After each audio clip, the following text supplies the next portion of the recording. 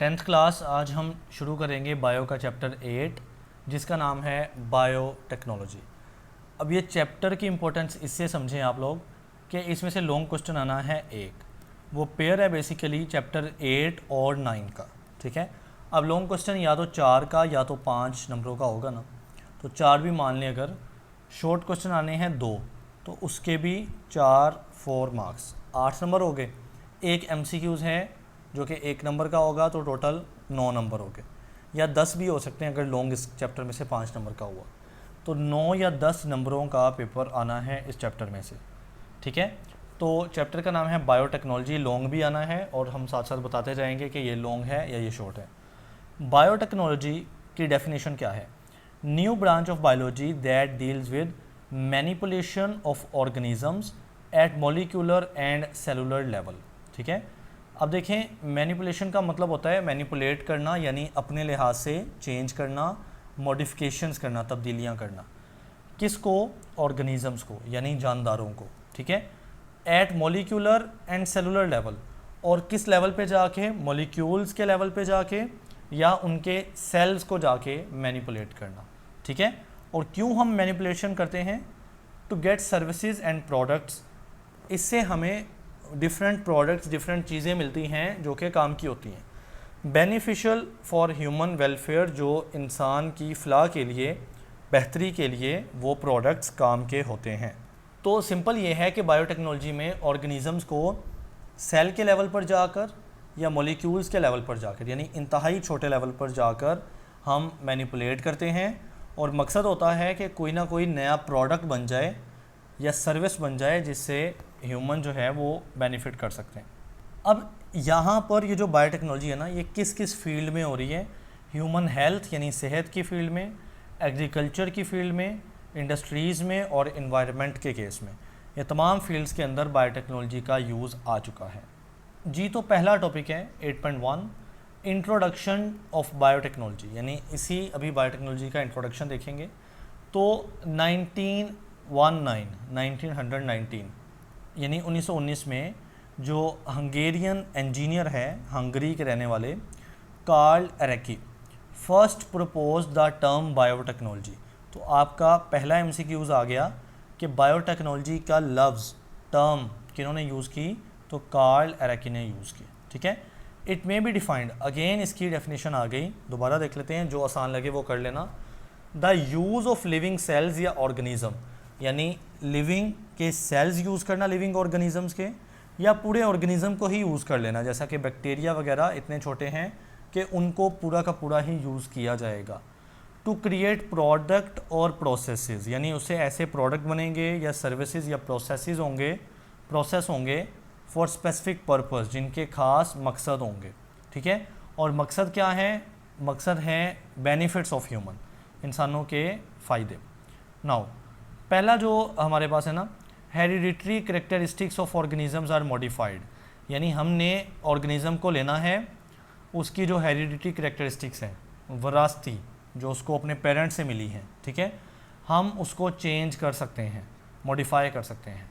Number 2, new organisms with desired characters are developed from a cell or part of an organism, यानी हम इससे नए organism बना सकते हैं जिसमें हमारी डिज़ायर्ड करेक्टर्स हों।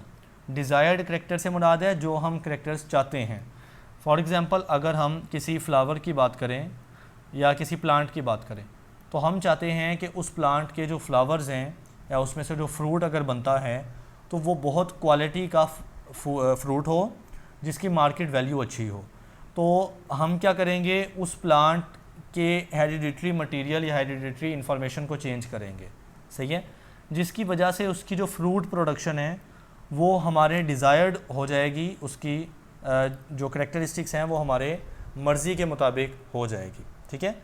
Number 3, any required substance is produced from the modified organism, यानी हम ऑर्गेनिज्म को थोड़ा सा मॉडिफाई करते हैं, थोड़ा सा चेंज करते हैं, जिससे हम अपने रिक्वायर्ड सब्सटेंस यानी जो चीज़ आप चाहते हो वो बना सकते हो। जैसा कि आपने इंसुलिन का सुना होगा, इंसुलिन या बाकी हार्मोन वगैरह जो बॉडी के लिए ज़रूरी है ना, हम बैक्टीरिया को मॉडिफाई करके उसमें हम पैदा कर सकते हैं। तो ये तीनों जो हैं ये बेसिकली थ्रू दिस बायोटेक्नोलॉजी इसके पर्पस हैं, यानी सवाल बन सकता है शॉर्ट के तौर पर कि बायोटेक्नोलॉजी के क्या क्या पर्पस हैं। तो तीन पर्पस लिखे हुए हैं। नंबर 1, हम ऑर्गेनिज्म की यहाँ पर हेरिडिटरी कैरेक्टरिस्टिक को मॉडिफाई या तब्दील कर सकते हैं, चेंज कर सकते हैं।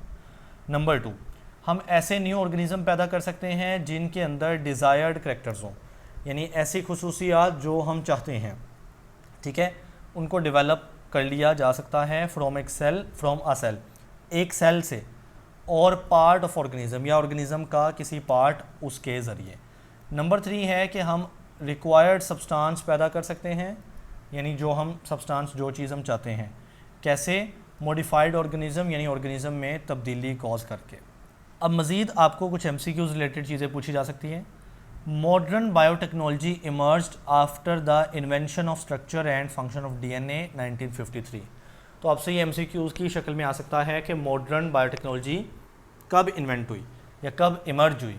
तो DNA जब प्रॉपरली डिस्कवर हो गया, उसकी स्ट्रक्चर समझ आ गई, उसका फंक्शन समझ आ गया, तो फिर मॉडर्न बायोटेक्नोलॉजी मैदान में आई। तो देखिए ना, इसका बायोटेक्नोलॉजी का सारा ताल्लुक ही DNA के साथ है, यानी हेरिडिटरी मटेरियल के साथ, विरासती मादे के साथ।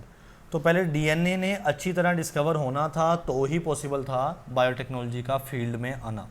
अब अगेन आपको एक सवाल पूछा जा सकता है कि the techniques being used in modern biotechnology include, यानी सवाल शॉर्ट आता होता है कि मॉडर्न बायोटेक्नोलॉजी में कौन कौन सी टेक्निक्स यूज़ होती हैं। तो नाम आपने लिखने हैं पॉइंट्स बना के, इस तरह आपने तरतीब से नहीं लिखने, एक लाइन में एक पॉइंट। तो पहली है फर्मेंटेशन की टेक्निक, नंबर 2 है रिकॉम्बिनेंट DNA टेक्नोलॉजी, फिर सेल कल्चर है, फिर जीन एडिटिंग है, जेनेटिक इंजीनियरिंग है और टिश्यू कल्चरिंग है। देखिए अभी सबको अगर मैं बताने लग जाऊं इसी लेक्चर में तो काफ़ी ज़्यादा लेक्चर बड़ा हो जाएगा। चैप्टर में जो जो डिटेल आएगी हम उसको देख लेंगे। फ़िलहाल आपने तकनीक के नाम याद रखने हैं एज अ शॉर्ट क्वेश्चन। और शॉर्ट है क्या कि मॉडर्न बायोटेक्नोलॉजी के अंदर कौन कौन सी टेक्निक्स शामिल हो गई हैं। तो fermentation, recombinant DNA technology, cell culture, gene editing, genetic engineering और टिश्यू कल्चरिंग। इसी तरह आप इस साइड बॉक्स को देख लें। Sir Ian Wilmut is a British embryologist. He was the leader of research group that in 1997 first produced a mammal, a lamb, वो एक लैम्ब थी, named Dolly, ये वाली, ठीक है। तो ये MCQs आता है from an adult body cell.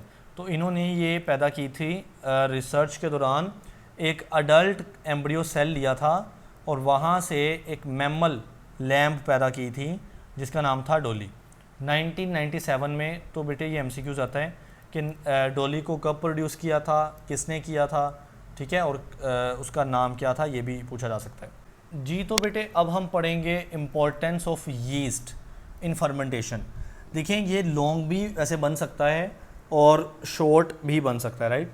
तो सबसे पहले हमने देखना है एक चीज़ के यीस्ट क्या होता है और फर्मेंटेशन क्या होता है। फर्मेंटेशन आपको साइड बॉक्स में मिलेगा। Fermentation is the oldest form of biotechnology, यानी जब प्रॉपर बायोटेक्नोलॉजी की डेफिनेशन टर्म्स भी नहीं डिस्कवर हुई थी ना, तो उससे भी पहले फर्मेंटेशन का प्रोसेस चल रहा था, ठीक है। It is used for making bread, beer वगैरह, योगर्ट, दही, बियर शराब को बोलते हैं ना। थाउजेंड्स ऑफ ईयर्स अगो आप देख सकते हैं कि तब तो बायोटेक्नोलॉजी का लफ्ज़ कोई जानता भी नहीं था।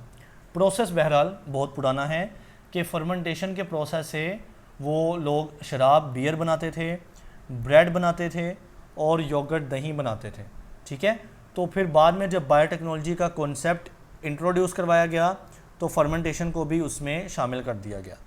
फर्मेंटेशन की समझ आ गई कि एक पुराना जो ना वो कॉन्सेप्ट है, प्रोसेस है जिससे हम डिफरेंट प्रोडक्ट्स बनाते हैं।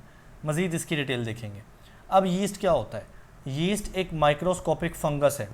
आपने पढ़ा है ना फंजाई लास्ट 9th क्लास में। तो फंजाई का जो छोटा तरीन मेंबर है ना, छोटा मेंबर माइक्रोस्कोपिक, वो है यीस्ट, ठीक है।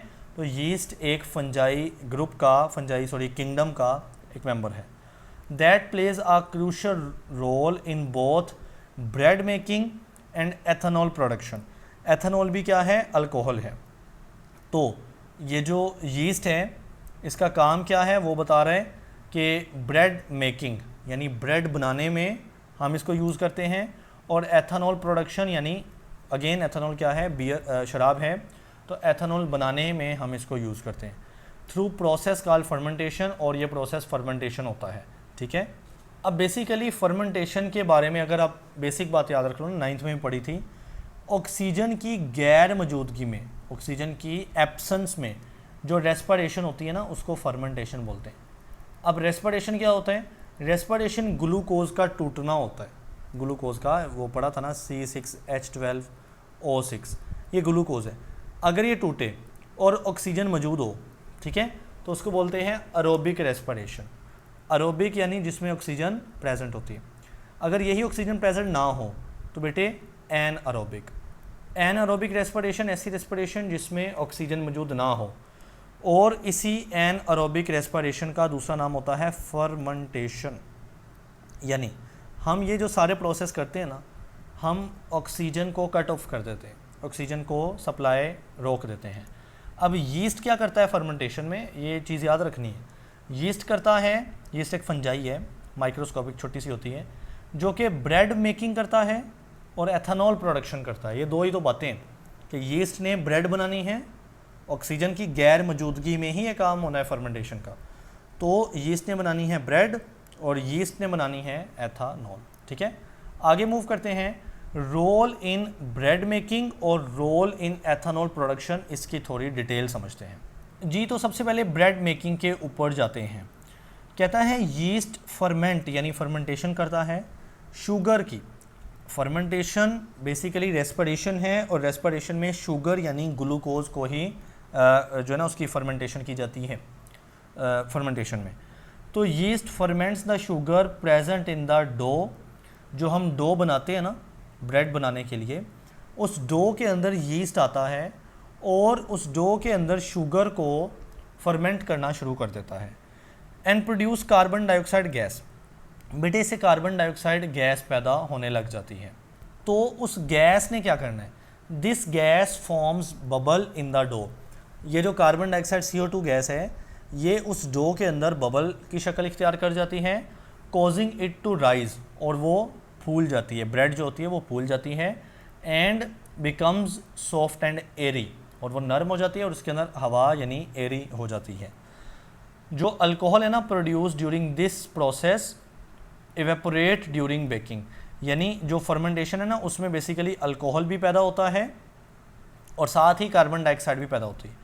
अल्कोहल यहाँ पर नहीं रुकती, इवेपोरेट हो जाती है, और पीछे बचती है कार्बन डाइऑक्साइड जो कि ब्रेड को फुला देती है, सॉफ्ट कर देती है। तो वो कह रहा है कि आपने जो ब्रेड बनानी है ना, उसका कोई डो बनाओगे ना, उस डो के अंदर यीस्ट आती है, यीस्ट जो कि एक फंगस है, और वो यीस्ट क्या करती है, उस डो के अंदर शुगर को फर्मेंट करती है। शुगर मतलब ग्लूकोज, फर्मेंट करती है ऑक्सीजन की एब्सेंस, गैर मौजूदगी के अंदर, और दो चीज़ें पैदा होती है, एथेनॉल, ठीक है, और साथ में CO2 यानी कार्बन डाइऑक्साइड।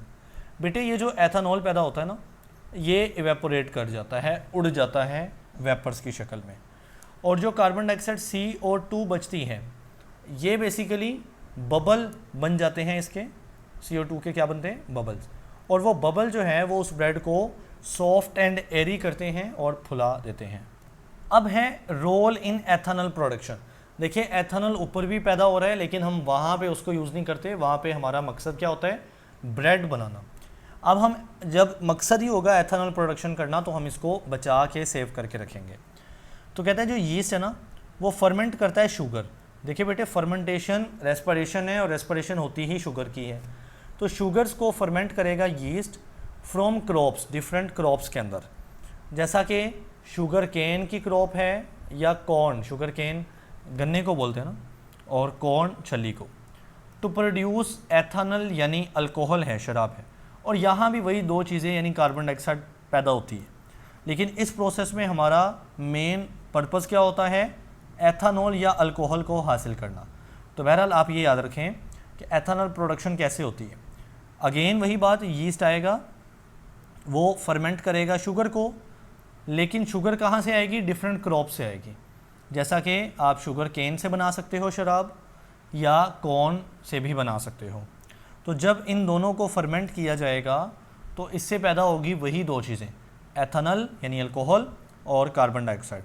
जो एथेनॉल है वो हमने निकाल लेनी है, तो एथेनॉल इज़ देन प्योरीफाइड, यानी हम जो एथेनॉल बनती है ना उसको निकाल के प्योर करते हैं, प्योरीफाई करते हैं। यूज्ड एज अ बायोफ्यूल, तो या तो हम इसको बायोफ्यूल के तौर पे यूज़ करते हैं।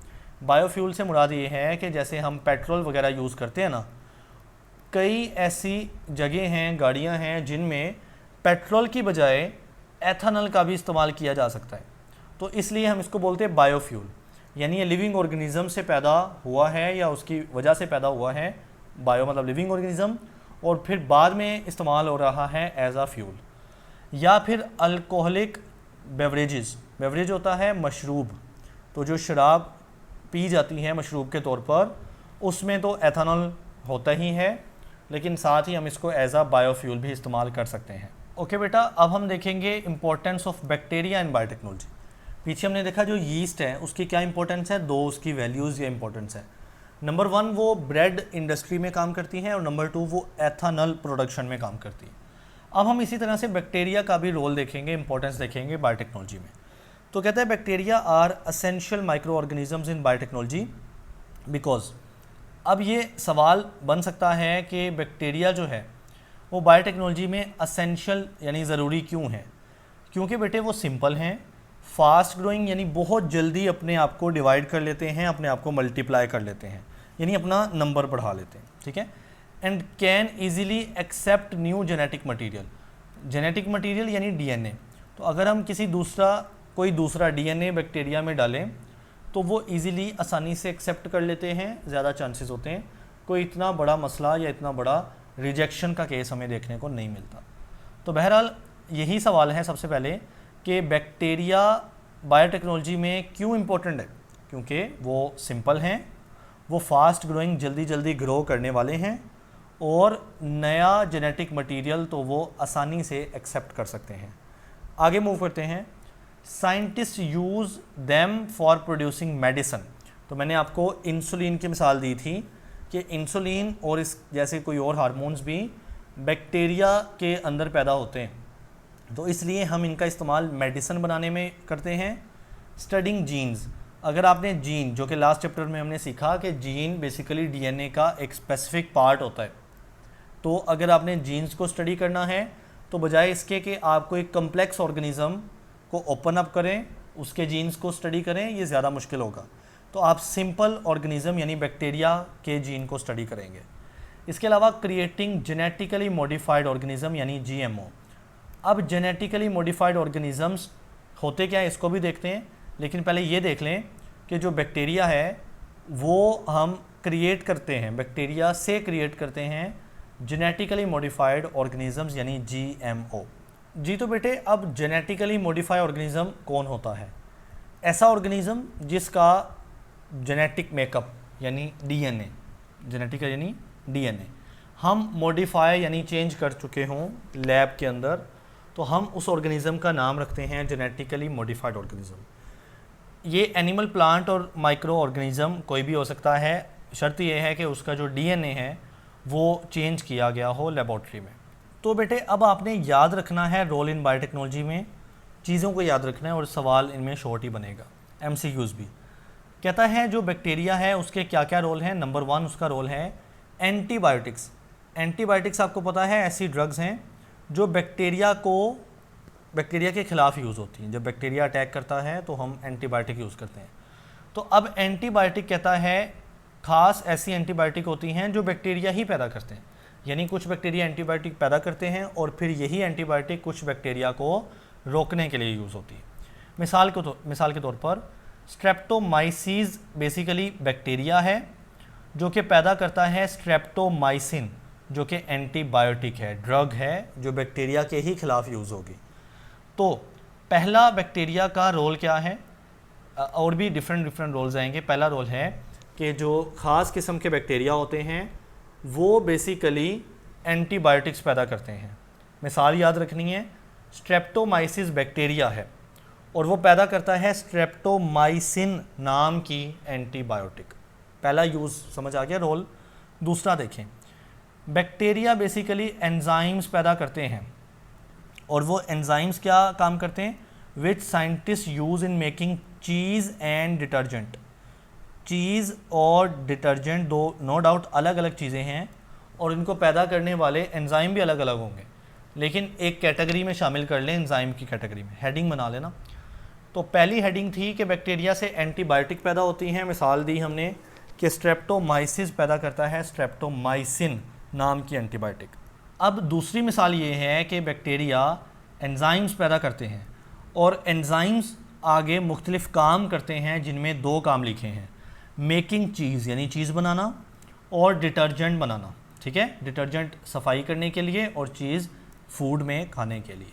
ये दो हमारे पास हो गए।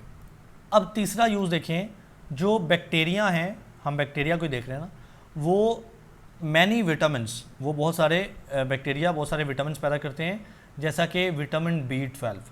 तो इतना ही याद रख लें आप, काफ़ी है कि बैक्टीरिया विटामिन्स भी पैदा करते हैं, ये उसका तीसरा इस्तेमाल है, रोल है बैक्टीरिया का।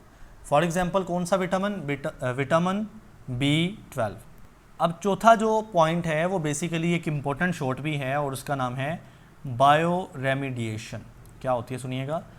Scientist use bacteria to clean up oil spills and water and waste. Sorry, देखिए ऑयल स्पिल क्या होता है कि अगर कोई ऑयल कैरी करने वाला जहाज़, पानी में जहाज़ होते हैं ना जो ऑयल लेकर जा रहे होते हैं, और अगर वो ऑयल उस पानी समुंदर के ऊपर गिर जाए तो वो जाहिर है पानी के लिए बड़ा नुकसानदेह है, पानी की क्वालिटी पोल्यूशन को कॉज करेगा ना, क्वालिटी ख़राब करेगा। तो हम उसको ऑयल स्पिल कहते हैं। ऑयल स्पिल को क्लीन करने के लिए बैक्टीरिया यूज़ किए जाते हैं, सफाई करने के लिए, एंड वेस्ट, और इवन वेस्ट को ख़त्म करने के लिए, यानी सफाई के मकसद के लिए भी हम बैक्टीरिया को यूज़ करते हैं। ठीक है, और इस प्रोसेस का नाम है बायो रेमिडिएशन। बायो का मतलब होता है ना लिविंग ऑर्गेनिज़म। तो अगर आप लिविंग ऑर्गेनिज़म को इस्तेमाल करते हुए कोई चीज़ क्लीन अप करते हो ना, तो आप उस प्रोसेस को बोलते हैं बायो रेमिडिएशन। और हमने देखा कि जो बैक्टीरिया हैं, कुछ बैक्टीरिया वो ऑयल स्पिल्स को और वेस्ट को क्लीन अप कर सकते हैं, और प्रोसेस का नाम है बायो रेमिडिएशन। अब हमारे पास फाइनल यूज़ देख लेते हैं, या बैक्टीरिया का रोल देख लेते हैं। इन द फूड इंडस्ट्री, यानी फूड की इंडस्ट्री में, बैक्टीरिया लाइक लैक्टोबैसिलस, ये नाम जो आते हैं ना वो लाजमी याद रखने। ऊपर एक नाम आया है स्ट्रेप्टोमाइसिस बैक्टीरिया का, और अब आया है लैक्टोबैसिलस। तो लैक्टोबैसिलस नाम का bacteria help in making yogurt and cheese by fermenting milk. तो हम जो मिल्क है उसको फर्मेंट करते हैं, फर्मेंटेशन करते हैं, और उससे योगर्ट, दही बनता है और चीज़ बनती है। ठीक है, तो इसमें लैक्टोबैसिलस नाम का बैक्टीरिया काम करता है।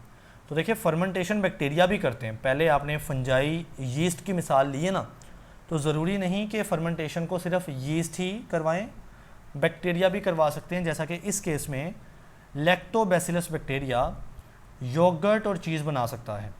कहाँ से? मिल्क की फर्मेंटेशन करके। तो इसलिए ये सारे जो पॉइंट्स बना के एक बड़ा ही इंपॉर्टेंट शॉर्ट बन जाता है। बायोटेक्नोलॉजी में रोल क्या है बैक्टीरिया का। ओके बेटे, अब हम देखते हैं रोल इन जेनेटिक मॉडिफिकेशन। मैंने आपको जेनेटिक मॉडिफिकेशन का आइडिया दे दिया। जेनेटिक यानी जीन, डीएनए, मॉडिफिकेशन बोलते हैं तब्दीली को। तो बैक्टीरिया का रोल होता है इस जेनेटिक मॉडिफिकेशन में। अब इसको तेज़ी से क्विकली समझते हैं। मान लेते हैं हमारे पास ये एक बैक्टीरिया है। तो बेटे बैक्टीरिया के अंदर गोल इस तरह की शेप में डीएनए होता है, और उस डीएनए का नाम वाला क्या होता है? प्लाज्मिड। ठीक है, तो गोल यानी एक लूप की शक्ल में होता है प्लाज्मिड डीएनए। अब ये बैक्टीरिया का अपना डीएनए, ठीक है, कोई बाइट से नहीं आ रहा। इसी तरह से हमारे जो बॉडी के अंदर पैंक्रियास होता है ना, पैंक्रियास के कुछ सेल्स पैदा करते हैं इंसुलिन हार्मोन। तो उन सेल्स में अगर हम उन सेल्स का डीएनए ले लें, तो उन डीएनए का कुछ हिस्सा यानी जीन ऐसा होगा जो कि बेसिकली क्या होगा? इंसुलिन जीन होगा। इंसुलिन जीन यानी ऐसा जीन, ऐसा डीएनए जो जब डीएनए से प्रोटीन बनेगी ना प्रोसेस के बाद, डीएनए से आरएनए, आरएनए से प्रोटीन, तो फिर वो इंसुलिन प्रोटीन बनेगी। तो हम क्या करते हैं, हम उस इंसुलिन जीन को निकाल लेते हैं। मान लो ये ब्लैक इतना हिस्सा है इंसुलिन जीन, और यहाँ से हम ये इंसुलिन जीन है, ठीक है। तो बेटे इस इंसुलिन के जीन को हमने लगा देना है, इंसर्ट कर देना है इस प्लाज्मिड के अंदर, जो कि प्लाज्मिड एक डीएनए है। सो ज़रा इसको बाहर निकालते हैं। तो सबसे पहले हम प्लाज्मिड, ये वाला प्लाज्मिड डीएनए है, सर्कुलर होता है, गोल होता है, हम इसको कट करते हैं। तो मैं इसका छोटा सा पार्ट यहाँ से कट कर देता हूँ, और उस जगह पर आपने ये इंसुलिन का जीन, वो भी ज़ाहिर है डीएनए से निकला है, तो डीएनए के साथ जुड़ सकता है। बहरहाल वो ब्लैक वाला जीन जिसको मैं कह रहा हूँ इंसुलिन का जीन, वो मैं इसके साथ लगा देता हूँ ऐसे, ठीक है। अब दोबारा से इसको मैं बैक उस बैक्टीरिया के अंदर डाल देता हूँ, तो कुछ इस तरह की स्ट्रक्चर बनेगी। ये बैक्टीरिया है, उसके अंदर आपको मिलेगा ये वाला उसका प्लाज्मिड, जो कि कंप्लीट नहीं है, हमने काटा हुआ है, लेकिन उसको भरा हुआ है अपने जीन के साथ, ठीक है, इंसुलिन जीन के साथ, सही। अब ये जो जीन आया ना, इंसुलिन जीन इस बैक्टीरिया के अंदर आ गया है। बच्चे इस जीन को आपने फॉरेन जीन बोलना है। फॉरेन जीन मतलब अभी ये बाहर से आया है। तो अब जो हमारे पास ये बैक्टीरिया ना, ये बेसिकली क्या है, जीएमओ है, यानी जेनेटिकली मॉडिफाइड ऑर्गेनिज्म बन चुका है, क्योंकि अब इस बैक्टीरिया में जो डीएनए है वो मॉडिफाई किया गया है, तब्दील किया गया है। तो अब क्या होगा, अब देखिए बेटे, आपको पता है कि जो बैक्टीरिया होते हैं वो बहुत जल्दी अपने आप को डिवाइड करते हैं, अपनी तादाद मल्टीप्लाई करते हैं, यानी कुछ मिनट्स के बाद ही। तो मान लेते हैं हर 20 या 25 मिनट के बाद बैक्टीरिया 1 से 2 हो जाएंगे।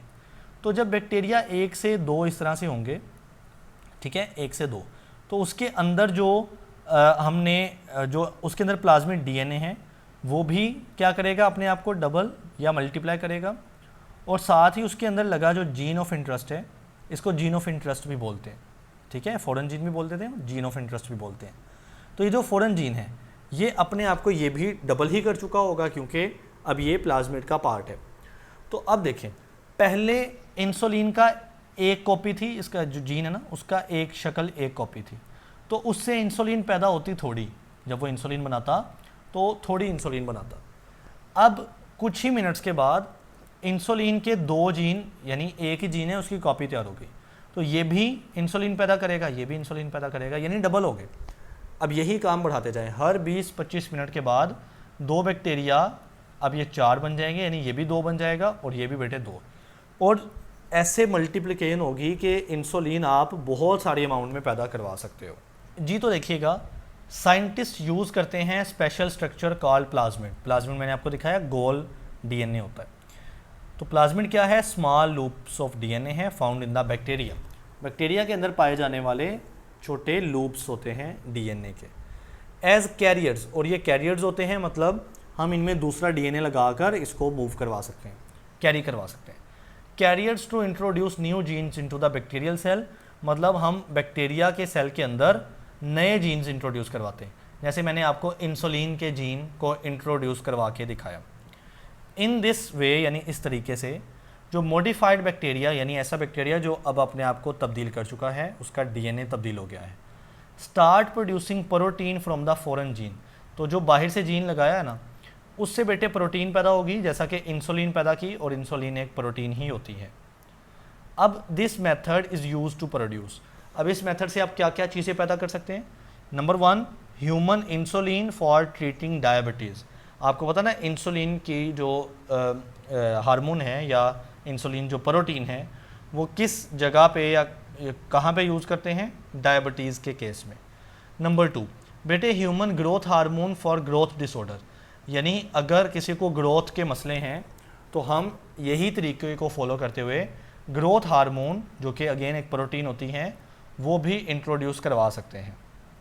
नंबर 3, वैक्सीन्स अगेंस्ट डिजीज़, यानी बीमारियों के ख़िलाफ़ वैक्सीन पैदा करने के लिए हम यही काम करते हैं कि बैक्टीरिया में उस जीन को इंट्रोड्यूस करवाते हैं और उस जीन से कई ज़्यादा प्रोडक्ट बना लेते हैं। कहता है some bacteria are also use to introduce new genes into the plant cells during the creation of genetically modified crops, यानी जब आपने क्रॉप्स ऐसी बनानी हो जिनका जीन आपने मॉडिफाई यानी चेंज किया हो ना, तो उसके अंदर भी आप प्लांट्स के अंदर न्यू जीन्स लगाते हो। जैसे अभी बैक्टीरिया के अंदर नया जीन लगाया ना इंसुलिन का, तो प्लांट के अंदर भी हम ये काम करते हैं जब हमने क्रॉप्स को चेंज करना होता है, तो उसके लिए भी हम बैक्टीरिया का ही इस्तेमाल करते हैं।